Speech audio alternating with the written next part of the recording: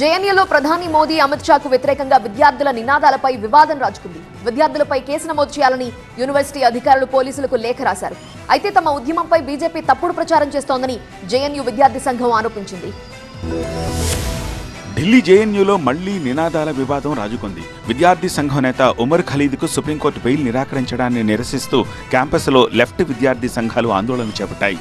ప్రధాని మోదీ అమిత్ షాకు వ్యతిరేకంగా నినాదాలు చేశారు విద్యార్థులు. మోదీ అమిత్ షాకు సమాధి కడతామని అనుచిత వ్యాఖ్యలు చేశారు. ఈ వీడియోను బీజేపీ నేతలు పోస్ట్ చేశారు. ఈ ఘటనపై జేఎన్యూ అధికారులు సీరియస్ అయ్యారు.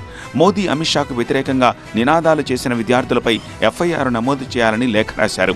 నినాదాలు చేసిన వారిలో జేఎన్యూ వైస్ ప్రెసిడెంట్ గోపిక కూడా ఉన్నారు.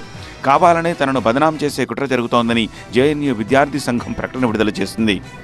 జేఎన్యూలో మోదీ అమిత్ షాకు వ్యతిరేకంగా విద్యార్థుల అనుచిత వ్యాఖ్యలపై బీజేపీ ఆగ్రహం వ్యక్తం చేసింది.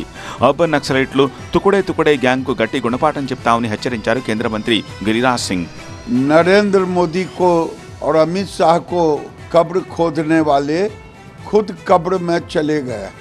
यहाँ से उग्रवादी का खात्मा हो गया पूरे देश से कि उमर खालिद जो पाकिस्तान की सोच रखता था, सर्जिल इमाम चिकन नेक को अलग करना, और खालिद और सर्जिल के समर्थन में जो लोग बोलेंगे वे देशद्रोही है।